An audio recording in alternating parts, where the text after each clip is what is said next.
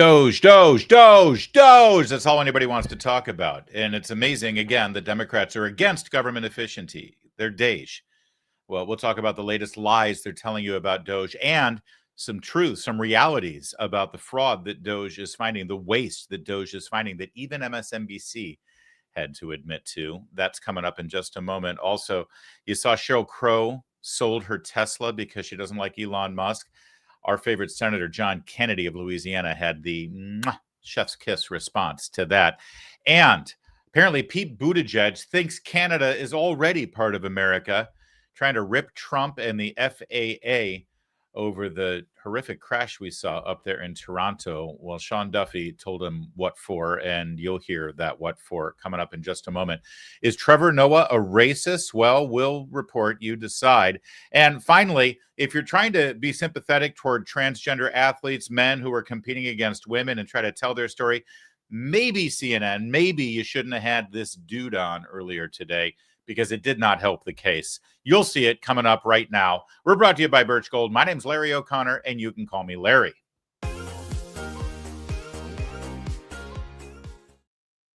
Thank you for liking. Thank you for watching. Thank you for subscribing. I'm sort of thanking you in advance, but what I really meant to say is please like our video. I mean, you're here for crying out loud. You're watching us, so that means you like us, and you'd be amazed. The second you give us that thumbs up right now, watch how our audience grows in real time while we're live streaming. So give us a like right now. I'll wait. Thank you.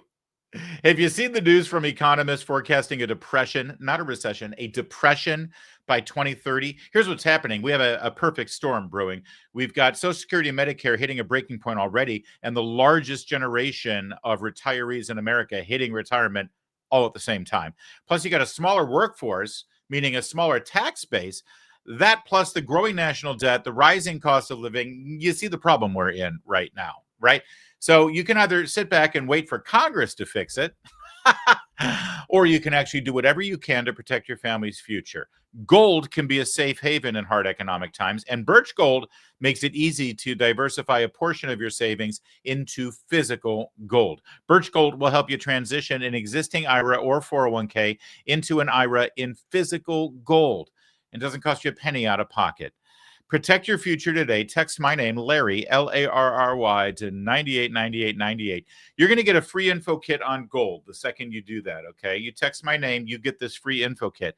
What else do you get for free? You're going to get a book called The Ultimate Guide for Gold in the Trump Era, and it's got a foreword written by Donald Trump Jr. There's no obligation for any of this. We just want to give you information. So text my name, Larry, Larry, to 989898. Thank you in advance for doing that today. Well, cable news is going nuts about Doge, and they're having debates. They're telling you lies. They're fear-mongering. They're trying to terrify you. And, of course, they're focusing all of their anger and grief and mischief on Elon Musk, which is, again, a brilliant strategy and hilarious that Trump has been able to do this. He comes away, walking away pristine here, and all of the energy, all of the hatred is on Musk, who isn't running for any elected office. So they're angry at Musk. They think Musk is in charge. Trump is obviously in charge, and everything's going perfectly according to plan. So let's turn to CNN, because Kevin O'Leary, our pal, we like this guy. You know him, Mr. Wonderful, Shark Tank. He's the guy who actually tried to make a deal with Trump to buy Canada or something like that. He has one major criticism for Doge, that they're not cutting enough. This is great. Watch. No, I think the issue is they're not whacking enough. There's this concept in private equity when you get a bankrupt company and you go in there, you cut 20% more than your initial read. And then you find, like a pool of mercury, the organization gels back together again. Always cut deeper, harder when there's fat and waste. The FAA, it's not the people. The code is cobalt. It's from the 60s. It needs CapEx put into it for the technology to be upgraded to make it safer. Fat like a chicken. All of these agencies are like big fat chickens dripping over barbecues of fat. This is the best barbecue I've ever seen, but I don't think it's happening fast enough. They're not cutting enough. Keep slashing, keep hacking while you have a 24-month mandate before the midterms. Cut, cut, cut, cut, cut, cut. more cutting. Believe me, it's going to work out just great. Everybody should be happy people with the about nuclear this. codes, cut them too. Cut everything, because if you don't see what they're doing and they can't show you that they're adding value, you whack. But it's not clear that they're even asking people to show us what you're doing. Again, this was a story Friday, and literally Elon said, oops, we gotta rehire them because nobody knows how to do what these people know how to do. Yeah, the nuclear thing. Okay, it gets it wrong once in a while. Big deal. So what? I agree with that. 10% of the time. It's okay. I actually think it's okay if they run into a stumble here or there, because the project is so massive. The need to cut is so massive. The government is so massive. It's inconceivable that you wouldn't make a mistake here or there. But I think that's acceptable if the greater goal is achieved, which is a smaller government, more efficient government. Even if someone dies, or even if someone, because are you alleging about, that someone has died from this? We don't know. I'm talking about when the rubber meets the road. I'm talking about, for example, Kansas City, 30,000 government employees might be laid off. It will destroy the economy of Kansas City. That's okay. Why do you say that? Oh man, let me just say, again, this is such a brilliant move what Trump and Musk and the whole team in the Trump administration has done, because it forces liberals like that to get onto a panel show and say, listen, there may be waste, there may be fraud, there may be abuse. We may have overstaffed and we still can't get anything done. We may be using computer coding and programming from the 60s and we're doing everything inefficiently. But if you fix it, well, you're going to put people out of work, and that's going to hurt the economy in Kansas City. So they're defending the indefensible. Think about what she just said. Oh, sure, I'm not disagreeing with you on the merits, but if you actually do something to fix it, well, that's going to screw up the economy. By the way, not having any faith in the actual, private sector to be able to hire people. Let me tell you something. If you're working for the government right now and you end up getting laid off, if you have basic skills, you'll be able to get a job. And if you don't, then you should have been laid off in the first place. And I assure you, it's way better for all of us in the long run, for our economy, for our government, for inflation, to get rid of people who are literally unhirable anywhere else. That's what this liberal is defending right now. Number one, don't cut any of this, okay? Even if there is fraud and abuse, she's not arguing it on the merit. But secondly, if you do fire people, they're going to get laid off. That's going to ruin the economy because they can't get hired anywhere else. So the government needs to hire these people who otherwise would not be able to get a job anywhere else. That's where they are right now. And somehow Trump has been able to figure out a way to make them, that's the argument they've got. And any sane, rational American watching this recognizes exactly what's happening and saying, screw that. What is this, a jobs program? I'll let O'Leary finish here, and then I got another anecdote for you. Because I'm reading what the individuals from Kansas City have been saying, that they're very concerned. What do you think they're going to say when they're going to get whacked? Of course they're going to say that. But my point is, do we think that's smart to live in an American city just go under? How many American cities need a massively oversized federal government to stay afloat? I mean, isn't that says more about the city than the government? But when did we get to the point where presidents are measuring themselves by how many people they put out of work instead of how many people they get jobs not a moment too soon. Yeah, this is crazy. This is because the government only ever gets big bigger, fat chickens. Hopefully, they lay some eggs and make. By the way, let me just use his logic here. Whenever there's a Democrat or a liberal in charge, whether it's Biden or Obama, they always measure their government welfare programs by how many people they can get on federal assistance, right? Whereas we would rather measure the effectiveness of food stamps or unemployment or welfare or whatever by how many people we can get off of those programs and able to get a job and sustain themselves. They see that as a failure. And now he's using that exact same measure on this government efficiency program, where we're measuring our success by how many people we fire that we don't need anymore. And he thinks that's a problem, this liberal. No, that's success. That's what success looks like. You're looking to address waste, fraud, and abuse and inefficiency in government. If you can get the same thing done with half the people working on the federal payroll, that's success. He thinks that's failure. See, government is only successful if you end up hiring a bunch of people. This is how communists think, by the way. Here's the anecdote I wanted to share, and then we'll move on to the next clip in this DOGE segment. My brother used to work for GE out of Illinois, GE Fanuc specifically, and they would do industrialized. He doesn't work there anymore, so I don't mind outing him. but it was my brother. He worked for GE Fennec. He was a vice president, and they were in charge of doing industrial systems, right? They would go in and they would systemize things. They would fix things. They would automate things. And yes, part of his job was firing people. Yeah, but everything that they're saying right here, what Kevin O'Leary just said there makes perfect sense to anybody who's worked in the business world. You know, mergers, acquisitions. GE was famous for this, as a matter of fact, under Jack Welch.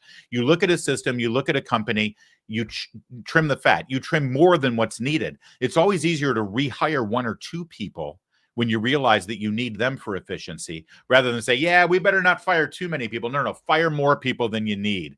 Then you can hire back one or two very good people rather than keeping people that may have gotten complacent. I know this sounds harsh, but that's reality. It's not harsh to you because you work in the private sector. You've got a real life. You've got a real job. So you know that this is reality, that you're constantly having to be good at your job. Otherwise, you're looking over your shoulder and you're going to get fired.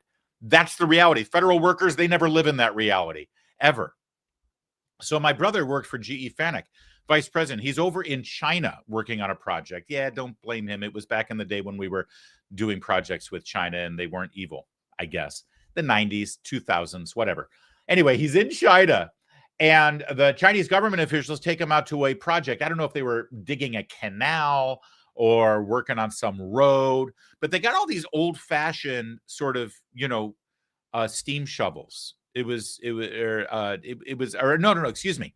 They had a bunch. I'm sorry. I'm telling the story wrong. They had like 1,000 people there, men with shovels digging these trenches, right?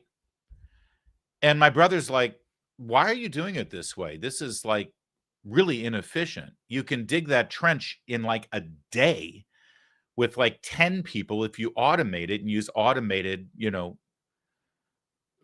Caterpillar, tractor equipment, what we use to make roads in America, right? Why are you using manual labor and doing this with shovels?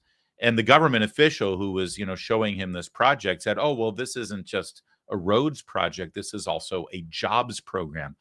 See, we got to put people to work. We're communists. This is the way we get something done and we give people a job. They're digging a trench. And so my brother said, he didn't say this because he was there on sort of a GE diplomatic mission, but he said, well, if you really want a job, he said this in his head. He said, well, then why stop with just using shovels? You should give everyone a spoon. You could hire 10 times as many people. Forget about 1,000 people using shovels digging this trench. If it's a jobs program, then give 10,000 people spoons and you'll still get it done. And then you got a real jobs program. And that's how the left approaches federal jobs. That's how they approach the federal government's role in our life. Come on, man, this is a jobs program. You make things more efficient, you're going to put 30,000 people out of work, and then what are we going to do? Well, they'll get real jobs instead of working on the taxpayer dime. So then we flip over to MSNBC as they're terrified. They are trying to scare you, horrify you about what Trump and Musk are doing. Watch. And Mara, I mean, it is... The tech ethos has been to sort of move fast, break things. And if you have to, you go back and try to repair it afterwards. But this is very different. The scope of this, the federal government, these are people's lives, and these are also key services and government functions that impact everyone, whether you live in a red state or a blue state. And it's certainly, there's a rising sense from Democrats and everyday citizens that what Musk and team are doing in no way is this making the country safer. Well, first of all, wait, before you even let Mara Gay, the opinion writer for the New York Times, say something about that. Excuse me, sir, Mr. News Anchor, Mr. Objective Journalist, show your work. What did he just say? There's this growing sense amongst the American people that this is wrong. Growing sense. Is that fact-based news reporting now at MSNBC and Morning Joe? I guess it is. I'll answer my own question. That is what passes for news-based reporting. There's a growing sense. In other words, there's a growing sense inside the writer's room and producer's room and the green room there at Morning Joe on MSNBC. But that's fine. Go ahead and report that. That's not news. That's not information. You are stupider by the end of the program if you're watching Morning Joe every morning to start your day. You should listen to my radio show. All right. It's way smarter. 4 hours every morning, 5 to 9 a.m. Look it up. It's O'Connor and Company. All right. So here's Mara Gay from the New York Times, a real shining bright light of intellect here to shed light on the information so that the viewers of MSNBC are better informed about DOGE. There is a pretty good legal case that Elon Musk should not even have access to be carrying out this purge that he is. And secondly, I would say that we have zero transparency, really, into how this is being done. Really, I think the message that the American people need to be hearing more is like all of this is being done, this slashing and burning, to essentially prepare the country for Donald Trump's tax cuts to the wealthy. And there's got to be a way to pay for that. And what's going to happen is that everyday Americans in their everyday lives are paying for it already. We're seeing it in government services that are going to suffer already. We've been seeing that the FAA is really not up to the mark at the moment. They're being gutted. Medicaid, Medicare, every part of the government that touches Americans' lives is about to be impacted. And it's not clear yet that there's a broad realization of this outside of Washington, D.C., but it's coming. And I think that's one of the questions that I have just as a journalist right now is, do everyday Americans in the rest of the country understand that this is going to impact their lives in ways they can't even imagine yet? That's part of our job, is to explain that this is not just about government workers in Washington. This is about the IRS. This is about people's tax returns. This is about people's Social Security. Nothing is secure right now, and the government is not being remade to be efficient. This is an effort to destroy it. So the American people, everyday Americans, as Mara Gay, and who knows better about everyday Americans than an up-talking, snot-nosed journalism major who works in the editorial board of the New York Times and shows up on the panel of MSNBC on a regular basis? Who better to speak for everyday Americans than that? Says everyday Americans don't quite get it yet. And it's our job as journalists to terrify them about what's about to happen. Not to report news about what is happening, which everything you just heard about what she claimed is happening right now was pure speculation. Again, I keep saying, show your work. Show your work. Where's the data to back up your allegations? But you know what? Shame on the MSNBC audience for actually caring what Mara Gay has to say about anything related to reality and certainly related to numbers and math. Let's not forget, this was her brilliant analysis during the 2020 presidential election of all the money Michael Bloomberg was spending on his campaign. Remember this? But you see it as a possibility. If he wants to spend $1 billion beating this guy, he could do it. Absolutely. Somebody tweeted recently that actually with the money he spent, he could have given every American $1 million. I've got it. Let's put it up on the screen. When I read it tonight on social media, it kind of all became clear. Bloomberg spent $500 million on ads. U.S. population 327 million. Don't tell us if you're ahead of us on the math. He could have given each American $1 million and have had lunch money left over. It's an incredible way of putting it. It's an incredible way of putting it. It's true. It's yeah. Don't get ahead of us on the math. It's an incredible way of putting it because it's completely wrong. Math is super hard. But this up-talking young journalist there at the New York Times editorial board is still in charge of telling us truth, facts, and reality about how Elon Musk is going about it. Boy, what a battle of wits this is. Little Miss, he could cut a check $1 million for every American. Math is hard at the New York Times editorial board versus Elon Musk. Who do you think knows what the hell's going on a little bit better? Speaking of geniuses, Stephen Miller literally is one. He appeared on Fox News to sort of tell the truth about what DOGE is uncovering here. And he brings receipts. He actually shows his work, like I demand the folks at MSNBC do.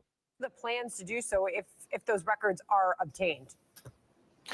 Well, as we know, there's a massive amount of fraud in this country. You have, for example, foreign fraud rings. These are foreign nationals who come into the United States. They use fake Social Security numbers. They use fake identities to steal billions in taxpayer benefits.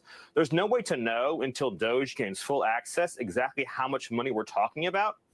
But over a 10-year normal budget window, You could be talking about saving over $1 trillion by clamping down on massive fraud in our tax and entitlement systems, including, again, those carried out by organized fraud and theft rings. A very important point in all this is to understand that DOGE are subordinate staffers of the federal government. They are political appointees, just like me, just like everyone else in the White House, that serve and answer to the president. So we're not talking about an outside private entity. We're talking about the existing federal staff of the federal government performing their statutory and constitutional duty. That's right. And let me reiterate, DOGE does not cut anything.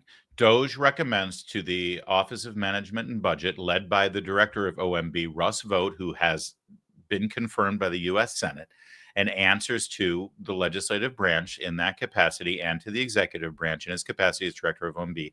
And it's Russ Vought, serving at the pleasure of the president, who actually executes any cuts of personnel or of budget. That's the point. He's the director of the Office of Management and Budget. It's what he does.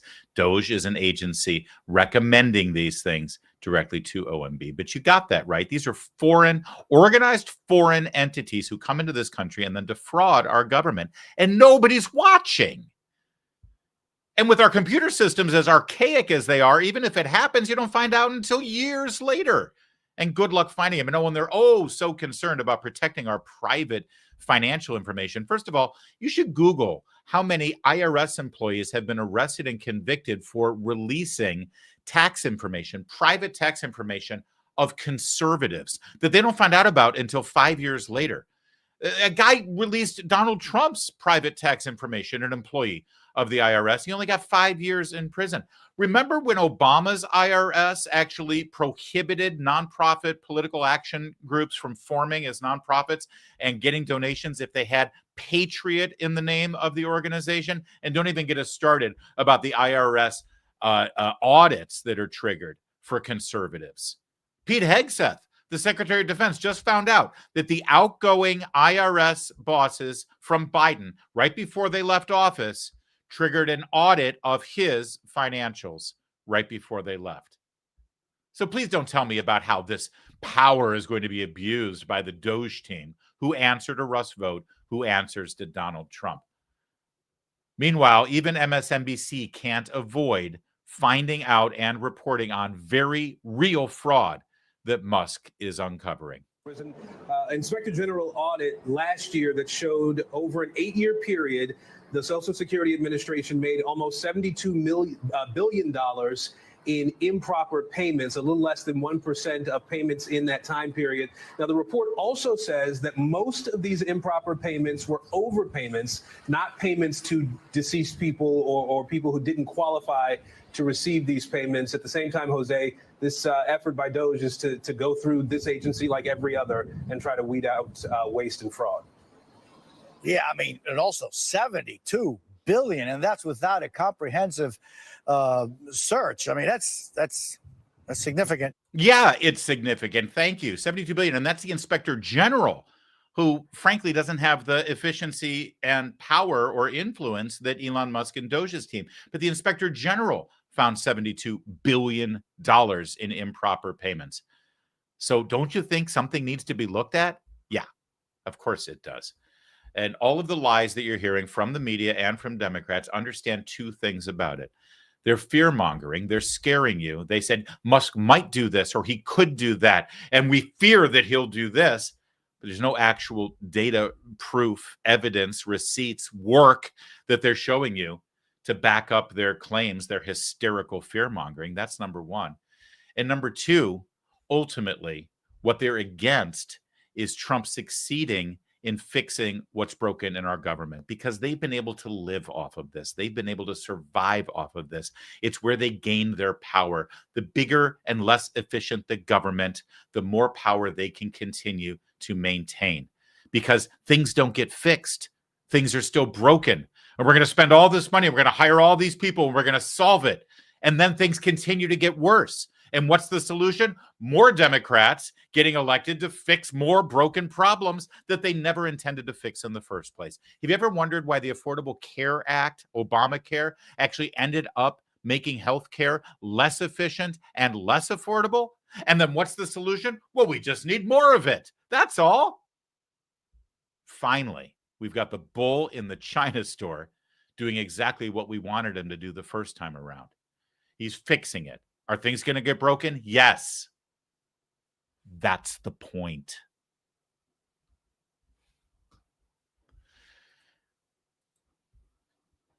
All right, you may have seen this video of Sheryl Crow. She was a singer a couple of decades ago. She's selling her Tesla. Look at that. Isn't it sad? And she's waving goodbye. Nice gated community, by the way. Is that fence around her home? I'm just wondering. I mean, I was told that walls don't work in keeping people out, and yet somehow Sheryl Crow seems to be fine with a big old barrier there trying to keep people out of her home. But the point is, there goes the Tesla. Why is Sheryl Crow selling her Tesla? Because she hates Elon Musk, and she thinks this is going to hurt him. Nobody explain basic economics to Sheryl Crow, please. But selling your used Tesla to somebody doesn't actually hurt Elon Musk or Tesla in any way whatsoever. She also said that she was donating the money that she's making off the sale of her Tesla to NPR, which, by the way, I love this solution. We get enough has-been 90 stars to sell their goods and services or products or used luxury items and then donate that money to NPR. If there's enough of them doing that, does that mean that you can stop taking money out of my paycheck to subsidize NPR? This is a great solution. I'm all for it. As a radio host and podcaster, do you have any idea how infuriating it is that money gets taken out of my paycheck to subsidize my competitor? Think about that. Think about any other industry. Would that happen? Imagine if you work for an airline and you get money taken out of your paycheck at American Airlines to help subsidize Southwest and United. But no, I go on the radio every single day.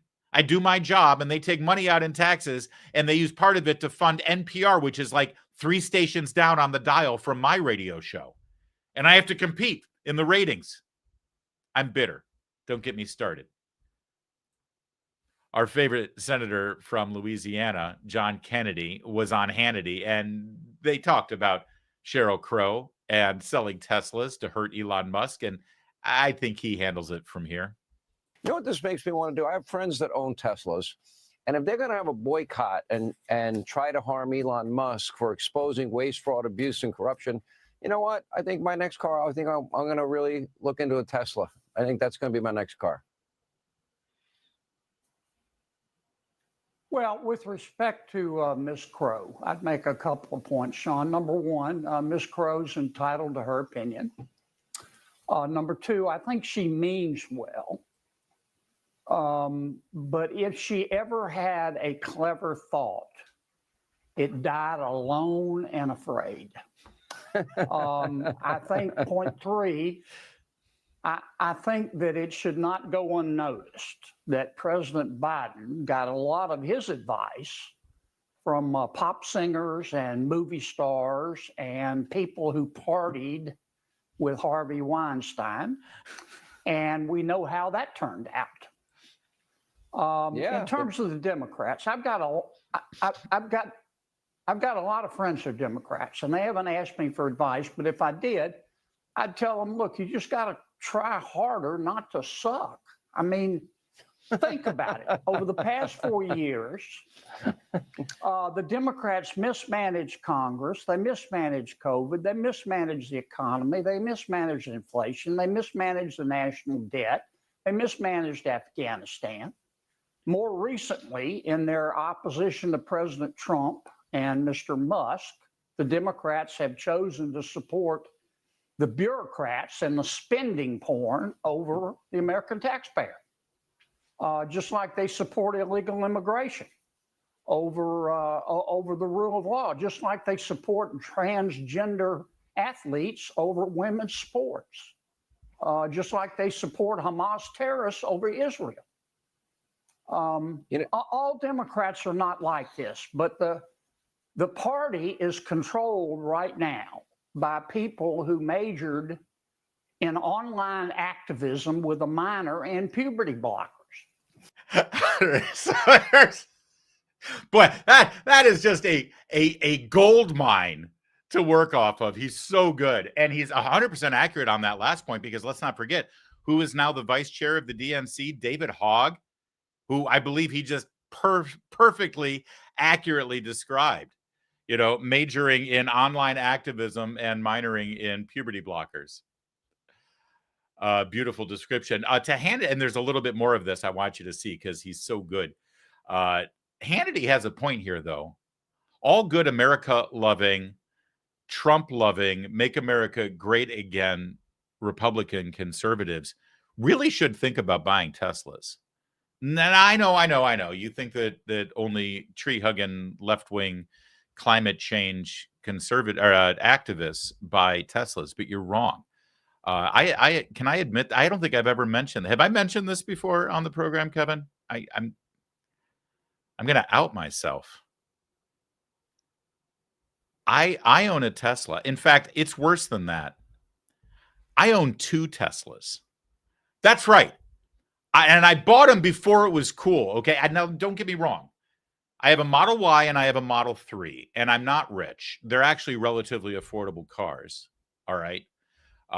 They're lovely guys. And if I'm a Detroit kid, all right, I love the internal combustion engine. If Detroit made a good internal combustion engine car that had the technology and engineering that the Tesla has, including their autopilot features, including the mapping, including the beautiful way the car drives, and the way all of the technology and apps work on the one very clean screen for the entire dashboard, I'd buy it in a second. It just so happens this is an electric car, and I just want you to know that it has nothing to do with greenhouse gases. In fact, I feel dirty when I drive my very clean Tesla. I feel awful that I'm not spewing more carbon into the atmosphere. So when I come home from my commute to work, I go into the backyard and I burn a tire out in my fire pit just to emit as much carbon into the atmosphere as possible. That's my carbon offset. I work it the other way.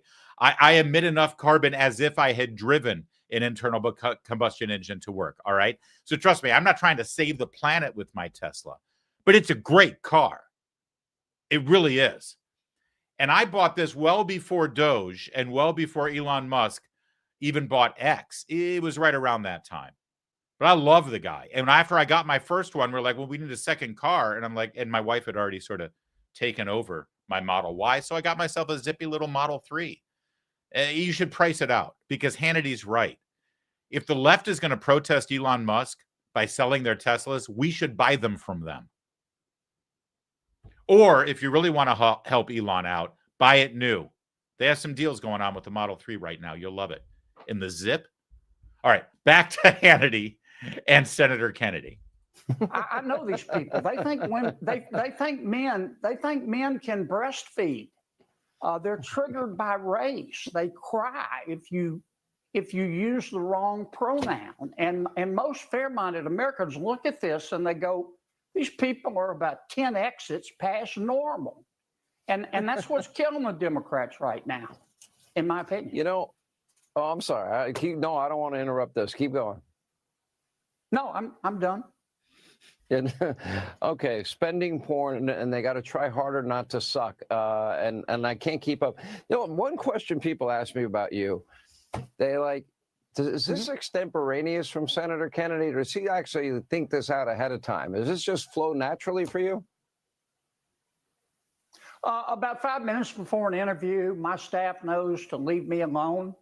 And if I know the topic, I start thinking about, I've got maybe 4 minutes, and I start thinking about how I'm going to frame it. Sometimes I say things that I shouldn't, but as I've told you before, God made me, and God gave me the right to remain silent, but not the ability.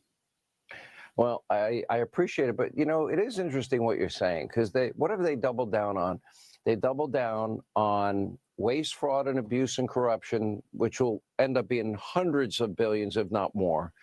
They doubled down on men and women's sports, and doubled down putting the rights of illegal immigrants, including known terrorists, murderers, rapists, cartel members, gang members, over the safety of Americans. That's kind of dumb. Well, it is. And frankly, it's bad for our country. I mean, it's good for, I'm a Republican, it's good for my party. What I tell my colleagues is just, look, we just need to stay calm. We need to stay calm as a Hindu cow and just go about our work and get our bills passed and let the Democrats be the Democrats. And so far, it's working. You never interfere with your opponent when he's kicking his own ass. So that's what's going on. I think that is very sound counsel advice. And if this is where, if they're not going to look out for working men and women and their safety and security and their money, I'm happy with them staying right where they are. Bad for the country if they ever get power, but they're not in power. Senator, we appreciate you more than you know. You know what this? I like Sean. He's a good guy. And personally, he's always been very nice to me and supportive. But I'll be honest, and I got to be honest, I've not always been a fan of his interview style, but he played that perfectly. You get Senator Kennedy on for a one-on-one, you just let him go. And I got to say, Sean asked the question that we all ask. Do you write your own stuff? Does your staff write it? Whenever you come up with these great lines, and we got the answer, an answer we've always wanted to know about Senator John Kennedy of Louisiana. He just goes by himself for a little bit before an interview, and he comes up with those own lines. And the man is absolutely brilliant. Absolutely brilliant. All right. Love me a good Kennedy clip, Kevin. Thank you for that one.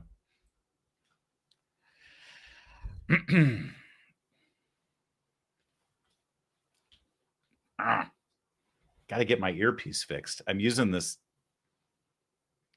lousy one. All right. Next segment. Let's roll, gentlemen.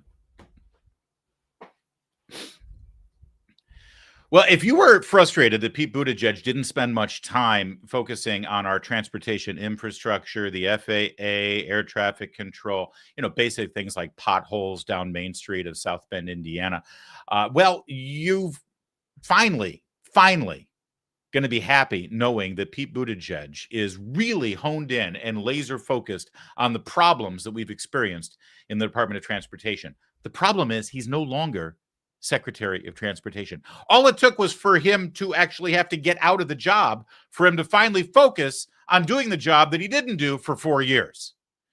But, he was on paternity leave. He was lactating and nursing his baby or something. Anyway, Pete Buttigieg took to social media, Elon Musk's X the Everything app, to criticize his successor, the Secretary of Transportation, Sean Duffy, by playing onto these fears, preying on the fears of many Americans who are getting misinformation from the media that severe cuts in the FAA, there haven't been any, by the way, severe cuts at the FAA has made air travel less safe. This is the kind of fear-mongering that is so despicable.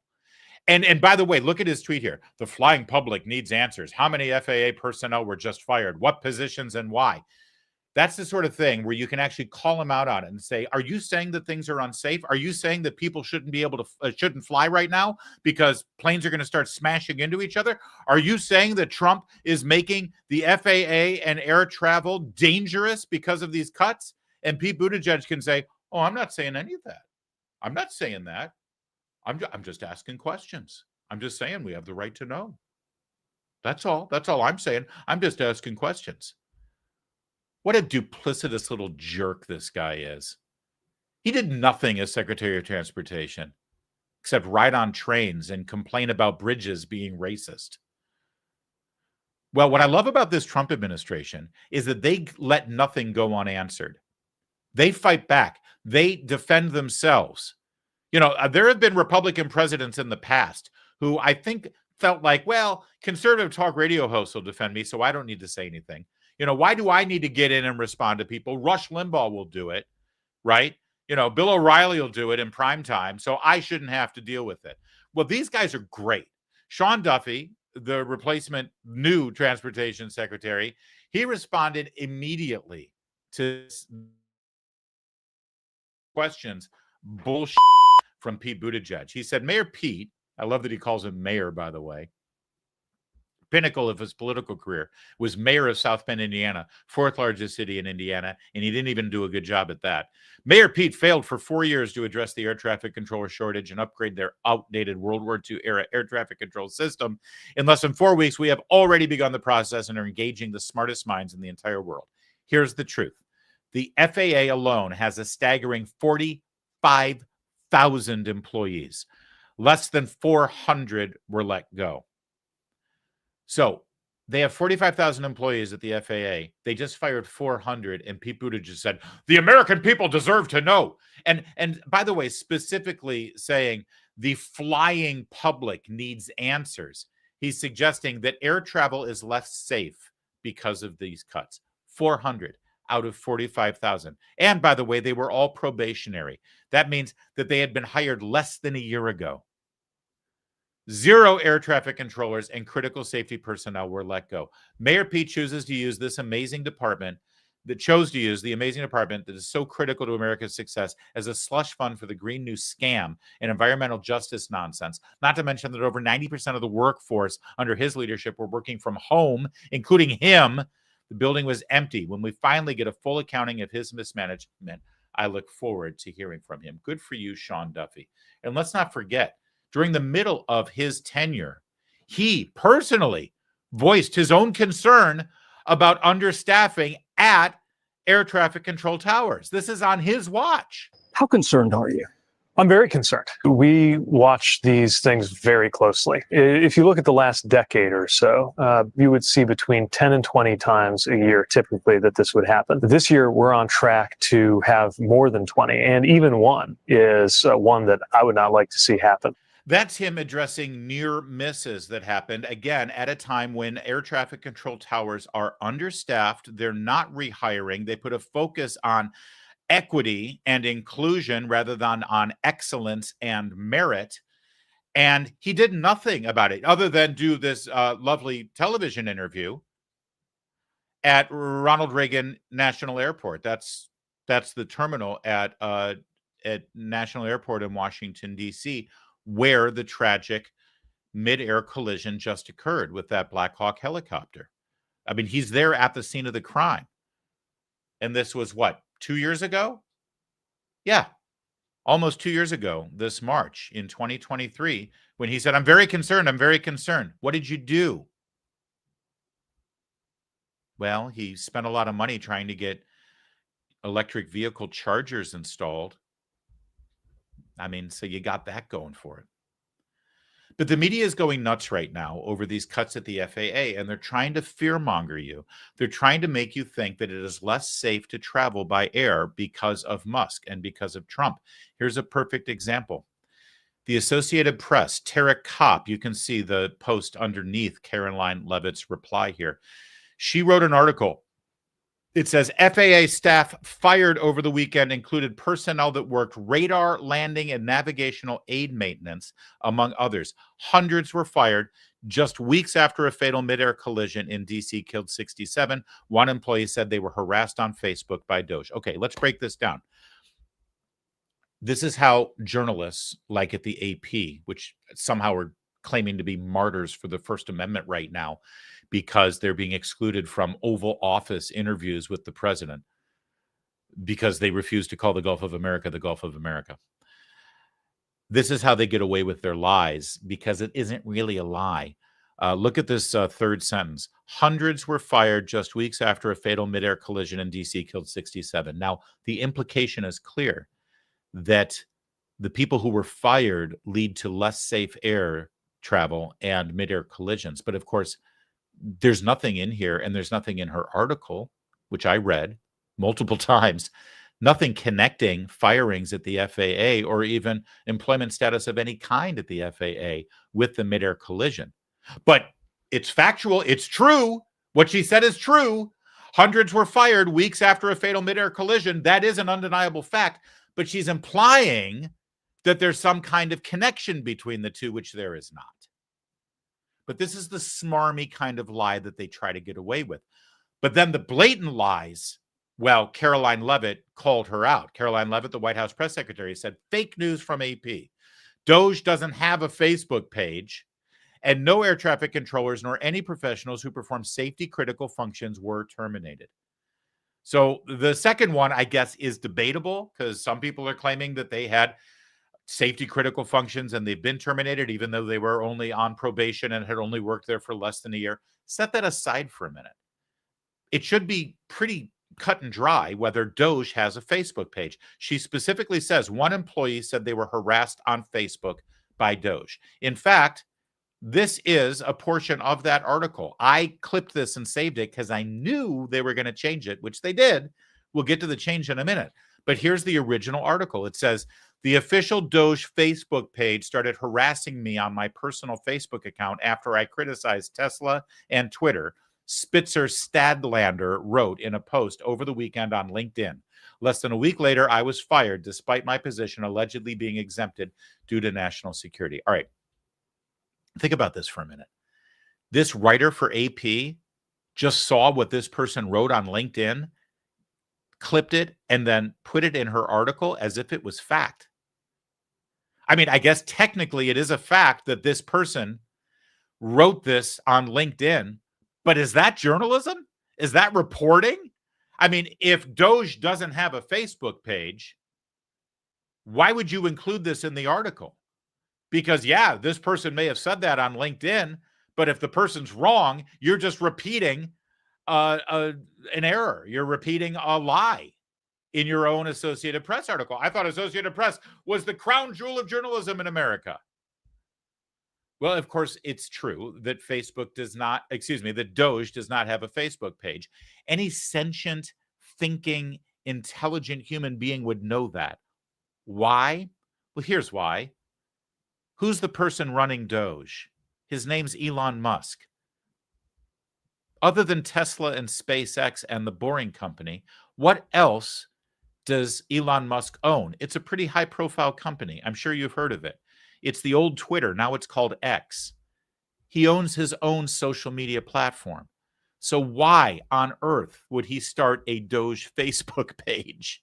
At the very least, that would require some investigation, right? You really think Elon Musk, when he took over and started DOGE, he said, all right, first things first, let's create a Facebook page. It's just stupidity personified. But this writer, Tara Kopp at AP, it never occurred to her to fact check that. All right, so now here's the new version of the article.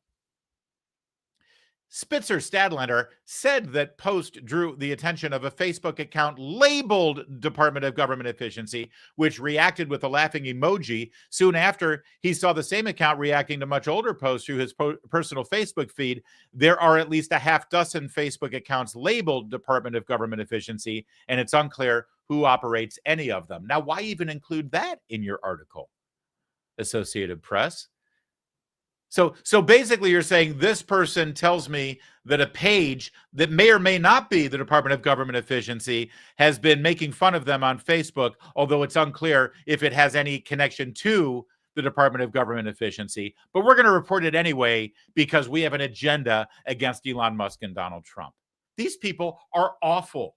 They're hacks. And this is the Associated Press, who, if you turn anywhere on cable news right now, they are martyrs for the First Amendment, because they're not allowed to go on Air Force One because they continue to erroneously report that the Gulf of Mexico is the Gulf of Mexico instead of Gulf of America.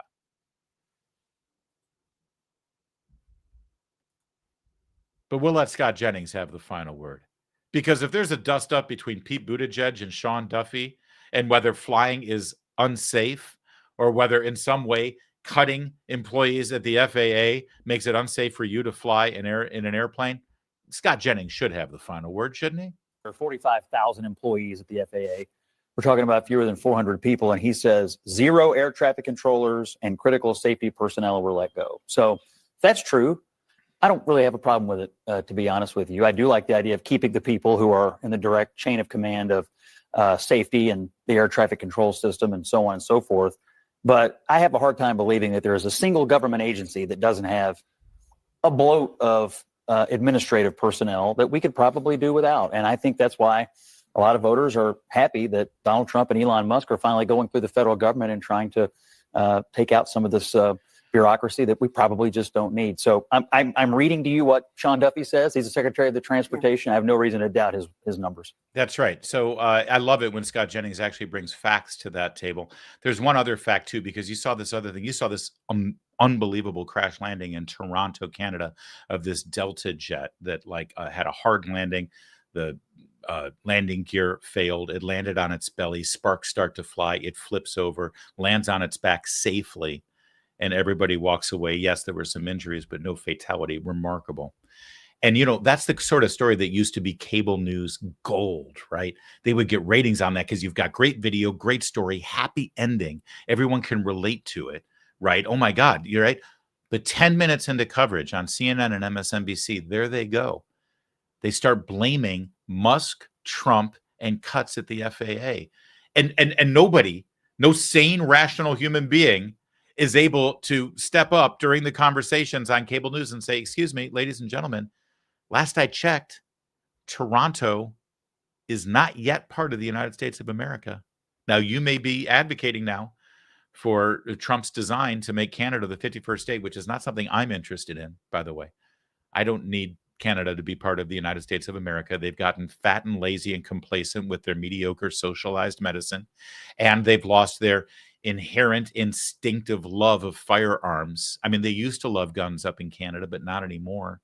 I don't know how they're going to kill a moose, right, with a kitchen knife. Sad. They play lousy hockey. So the last thing we need is for Canada to be part of our nation. But in some way, apparently, these idiots on cable news blaming Trump and Musk and the FAA for a jet crash in Toronto, they all seem to think that Canada is part of America already. I mean, good for them.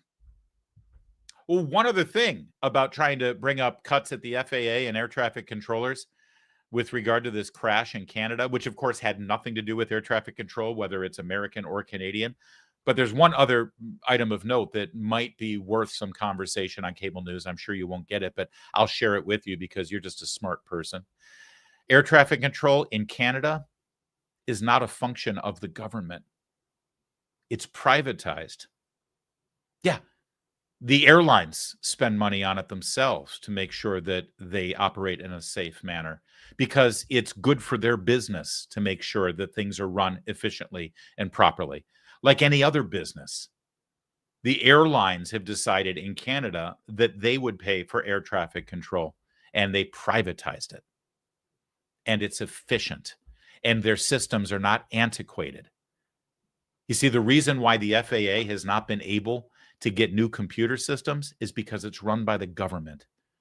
And the people who are in charge of appropriating those things, Congress, well, they never win re-election in their home district by modernizing the computer systems for air traffic control. Since they wanted to raise the FAA when it comes to this crash up in Canada, maybe they have a point. Maybe while we're making things more efficient here in America, maybe we should look at privatizing air traffic control. Just a thought, throw it out there. Let's have a conversation.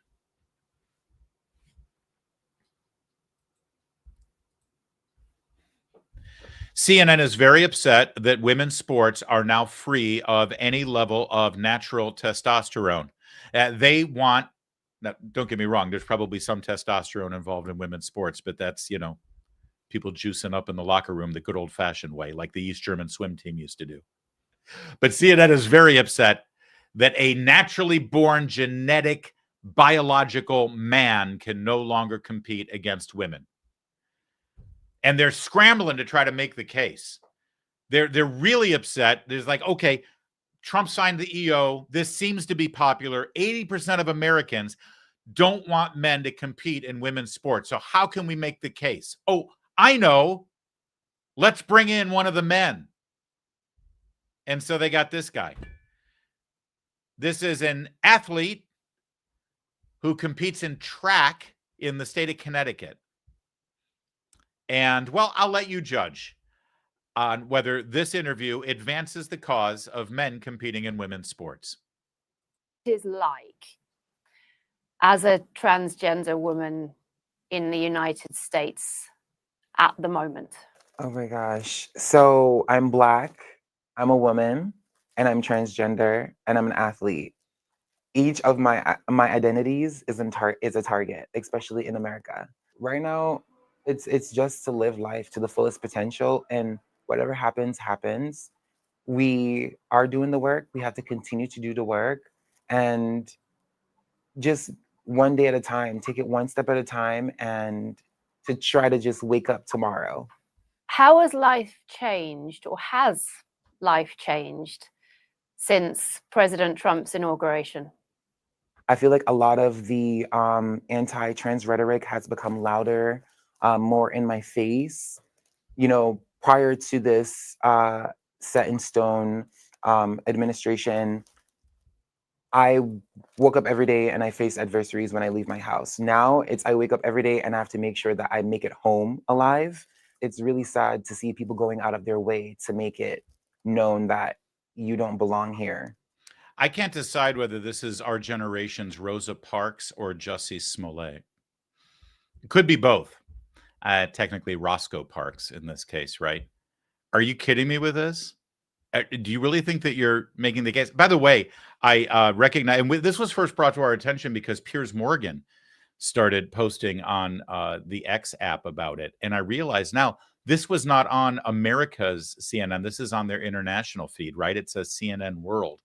So this is fascinating to me that they decided to broadcast this to Europe about the dangers and the threats and the civil rights, human rights violations at the hands of the Trump presidency for a Black woman transgender athlete, right?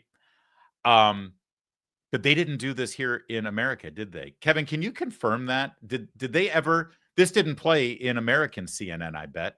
I bet even they knew better than to do that. We'll confirm that, but I'm quite sure this is just an international report. So CNN International wanted to let everyone around the world know how intolerant things are here. But apparently CNN out of New York, they're pretty intolerant because they refuse to tell the story because even they know better. But every day I wake up and I decide to go out and live my life proves that I do belong here. And just existing is resistance. When you hear some of the words, the rhetoric that is being used, I wonder how that makes you and your community feel. It's sad to see that one of the most powerful countries in the world would ostracize and dehumanize a group of people, a small group of athletes too, but also as transgender women overall. I've done nothing wrong but try to be a good member and contributing member of society. I pay my taxes, I go to school, I try to leave this world better than I came to it. So if the president doesn't see us, we'll make ourselves be seen and known with goodness and love, because that's all we have to offer. And you are somebody for whom this hits so many different aspects of your life. Do you think it is in any way possible now to have a reasoned, rational, sensible conversation about the sporting context with such a politicized discussion taking place? Absolutely, Amanda. I feel like we could still have a conversation. However, I would like to be a part of that conversation.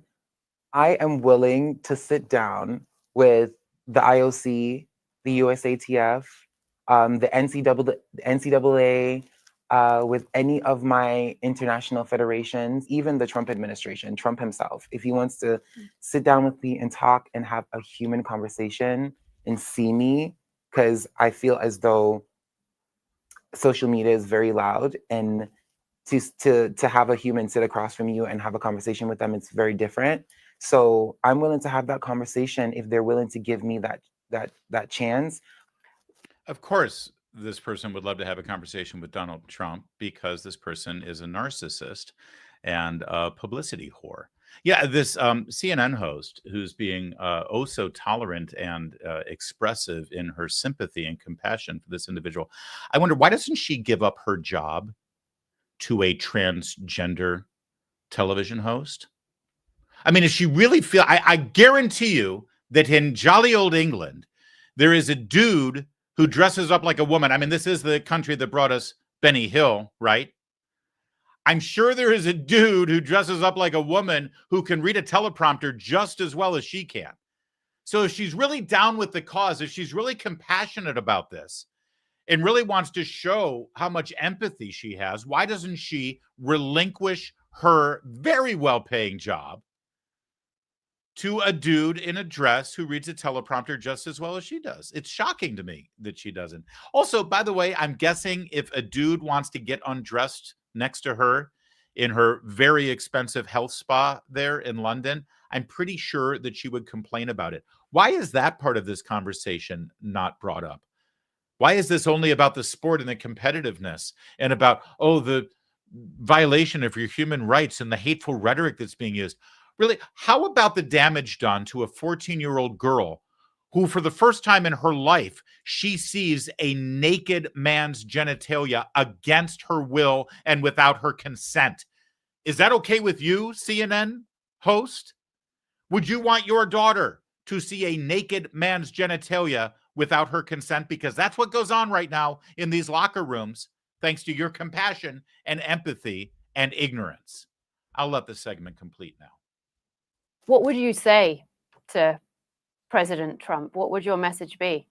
I need some explanation as to why you want to completely eradicate us from society when we've done nothing wrong. Think about the humanity and to think about the younger kids like me who have doctors confirming their gender, have people behind them. And like, even if he wants to have a team to go around with me and see my day-to-day life and what I go through as a transgender female athlete, all for it. I'm sorry. Did this person just use the term transgender female? God, what we've done to our language. Once again, Piers Morgan out there in England saw this morning, took a screenshot of it, said, absurd CNN interview just now with trans sprinter CC Telfer, treating her like some poor victim of Trump's ban on trans athletes in women's sports. She was born male, looks and speaks like a man, runs like a man, and is smashing women's records. She's not a victim. She's a cheat.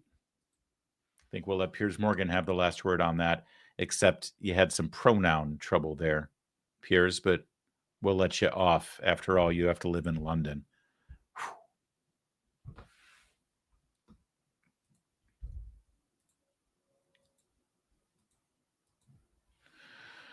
We are told all the time that this is a racist country, the United States of America, that it's inherently racist, that there's systemic racism here, that we need to eradicate racism by, well, not quite sure what the solution is for all of the racists who see the racism in the racist country, because well, all they ever do is look at life through a racist lens. So I'm not going to trust them to solve the so-called racist problem that they continue to see.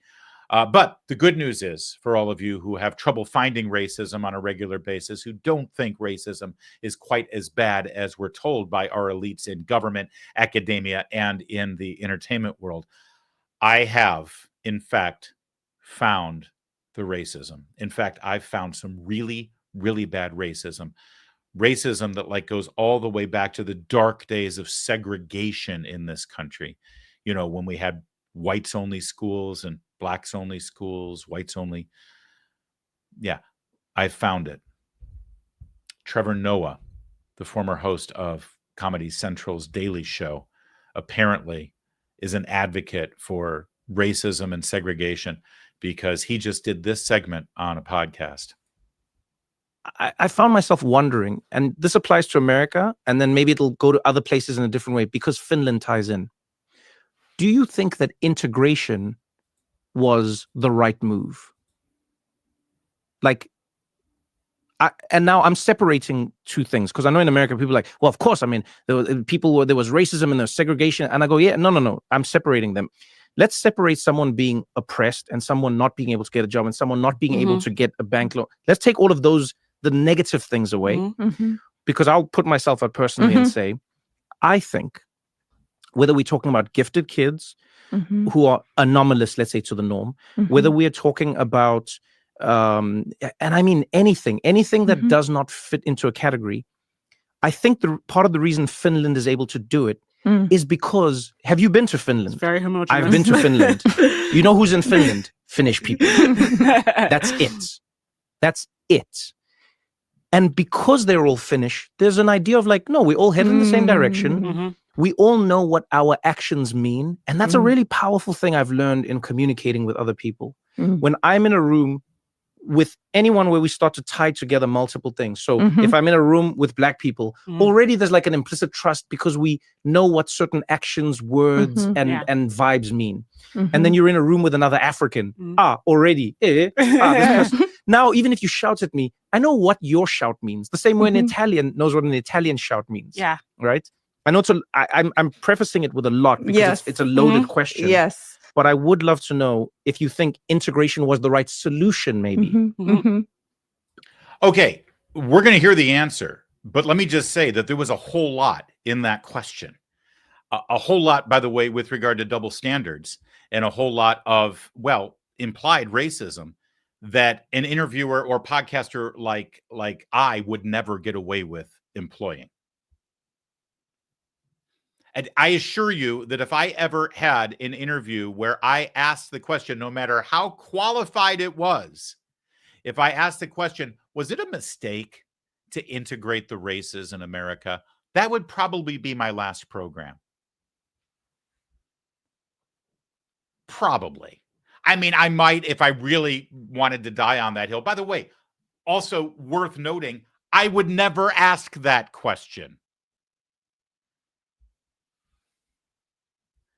Because I actually agree with the basic premise of the civil rights movement of the 60s. Most liberals don't.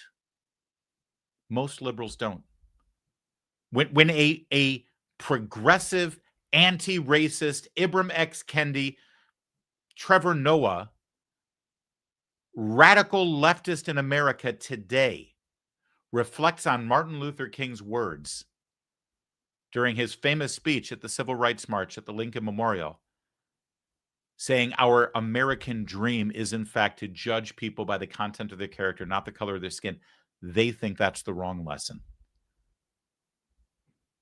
And that's how you get a Trevor Noah even being able to formulate the thought process to ask the question, was it a mistake to integrate the races in America? And by the way, I just want to be clear here, because if you heard the way the question was premised, there's two points I want to make. And don't let me forget the Finnish part of it. But the other part of that question, the way it was premised, if people have been discriminated against and they haven't been able to get a job opportunity or to get a loan, well, that's one thing. But beyond that, when we Black people get into a room together, we have a comfort level. If I'm in a room with an African, I have a comfort level with them because he's from South Africa, of course. I mean, you can't stop an apartheider from apartheiding, apparently. So the implication in his question is really about us being able to be in our spaces, giving us comfort and us power and us the ability to keep those people out from Trevor Noah's perspective. But if the people who are in the supremacy role in a society, if they try to do it, well, that's a problem. So in other words, the segregation is only allowed to work in one direction. In the direction Trevor Noah and his panelists decide it can work. But secondly, the Finnish question is fascinating to me, because he picked a very white country, right? Let's face it. I mean, there's white in Europe, and then there's Scandinavian white, and then there's Scandinavian white, and then there's Finland. All right. I'm kidding. As far as I know, Norway and Sweden are just as white. I could be wrong. But he picked a very white country to make his case about Finnish people all wanting to achieve what Finnish people have in common and the goals that the Finns want for the Finns, right? And it's amazing to me that if you take that thought process and just translate it to America, I mean, what he's saying is, wow, it's really powerful and really beneficial and really fantastic when one nation of one people all work together for the best possible outcome for the people of that country. All those Finns doing things with other Finns for the benefit of Finns to make a better Finland. And one must wonder, Trevor, if you could finally make that final leap there, connect the dots and recognize that our country would be great, not based on petty, nonsensical racial identity that you're trying to throw in our face all the time, but instead look at each other as Americans working together what's best for America with fellow Americans. And if you can make that leap, if it's not even a big leap, pal, it's frankly a baby step because you were so close. But instead you get bogged down in stupid, asinine Neanderthal thinking of skin color when you could be thinking about, yes, our national identity, what's best for us as an American family, regardless of something petty and stupid like skin color, but you're still stuck there. You still got the intellectual, college degree, Ibram X. Kendi, anti-racist ally kind of mentality, that the only racism that really works is racism that we get to employ now, as you'll now discover when you hear the answer to that convoluted question. On the other side of what America of civil rights. Yeah, no, I don't, and I don't think it's actually that controversial when if you understand that segregation and integration weren't the only options. Like those are within those two options. It may seem like integration is the more progressive. Like, of course, we don't want segregation. But again, when you're being integrated into institutions, into a culture that's a supremacist culture, that's a culture that feeds off of hierarchy, that feeds off of insecurity, anxiety, why are we being integrated into that? Yeah. Martin Luther King weeps. Absolutely weeps. It's funny. Wasn't Barack Obama integrated into that white hierarchical societal construct? He seemed to do okay. You know what's remarkable is that Barack Obama agrees with that. I would bet you any money that Barack Obama agrees with that. He wouldn't say it. He would have never gotten elected if he had said it, because it's antithetical to what Americans believe. I don't know what's happened to the progressive left in this country. They're hardly progressive. That is the most regressive thinking that you'll ever hear, and the most damaging, by the way. But there are some Democrats who see it. There are some Democrats who lament this. There are some Democrats who are terrified at the future of their party if this kind of mentality takes over. Here's one of them, James Carville. He was just lamenting it the other day. Take a listen. To make a disappointed observation, I think these people, the most racist thing that I hear is when people say communities of color or people of color, because that assumes that everybody that is not white is the same, which is like, it's I think it's racist to say, well, Filipinos are the same as Hondurans, are the same as Nigerians, are the same as Indonesians is absurd. And they just keep using this language, and I think they're too naive to know how stupid it is. That's my own view. Yeah, I mean, I think again, the data will show you that it's just not accurate, right? I mean, you look at where some of our Muslim American communities voted, where some of our South Asian American families voted. I mean, it doesn't work, at least in a state like Michigan.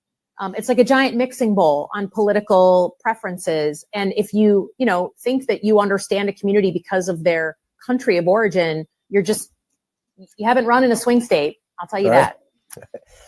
Yeah, and it's a great point that Carville was making there, that the most racist notion is this term communities of color. I'm going to take care of community, assuming that every community of color has the same priorities. But actually, James, you need to take it one step further, because you see, We conservatives, we traditional Americans, we don't look in people in these categories as even broadly as you look at them. James's complaint is that Democrats use the term communities of color, assuming that Black communities and Latino communities and Asian communities, et cetera, all had the same interests. Well, here's what's really going to blow your mind, James. The fact is, Black person A is not the same as Black person B or Black person C. There's no such thing as the Black community when it comes to solving problems that people within that community may be experiencing, because each person experiences life and the world differently. It's almost like God made us all as individuals.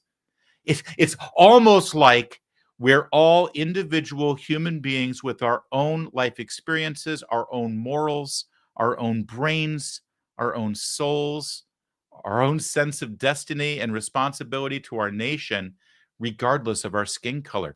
James is so close too. He might get there. Or he might just do what the organized left in America tends to always do, which is divide us along whatever line they want, whether it's race, whether it's ethnicity, whether it's religion, whether it's sex, whether it's wealth, and the false construct of class. It doesn't matter. See, if we're divided, then we'll vote their way, they think. That's what brings Tom Hanks to Saturday Night Live, to put on a MAGA hat and pretend like, you know how those Trump voters are. They don't want to shake a black man's hand on Saturday Night Live. But see, it didn't work, and it wasn't funny. Because as the great Rush Limbaugh used to say, humor only works when it's grounded in truth. When there's some element of human truth that we can all relate to and see something taken to an absurd position, then it becomes funny. But it wasn't funny to see Tom Hanks wearing a MAGA hat, not wanting to shake a black man's hand because Donald Trump just won the presidency with the largest number of black voters for a Republican in multiple generations. Since 1964, Donald Trump just won the presidency with the most multiracial voter base you have ever seen for a Republican president. So coming off of that kind of diverse victory, slipping into the same old tired patterns just don't work anymore. But I'll hand it to Trevor Noah. I'll hand it to James Carville even. Stick with it, guys. Seriously, I'm sure you're onto something. I'm sure you're going to make a difference. And if you keep going down this path, I'm sure your party is not going to win another national election in a couple of decades. All right, we did it, Joe. Whew. We had a lot of content today. I appreciate you all joining us. Kevin, do we have any unfinished business we got to take care of? No, sir. All right, thank you. Hit the like nipple. Thank you, Michael. I don't know what that means, though. Is it a nipple? All right, either way, I was just concerned that, like, something was showing. Hit that like button. Give us a subscribe, get some alerts going so when we go live, you know about it, and when we post our video segments. And if you liked anything that you saw, please share the videos with your friends. We want to build this audience so that you're not alone during our live chat, although you certainly weren't today. What a great turnout. Appreciate you watching. We'll see you next time. My name's Larry O'Connor. You can call me Larry.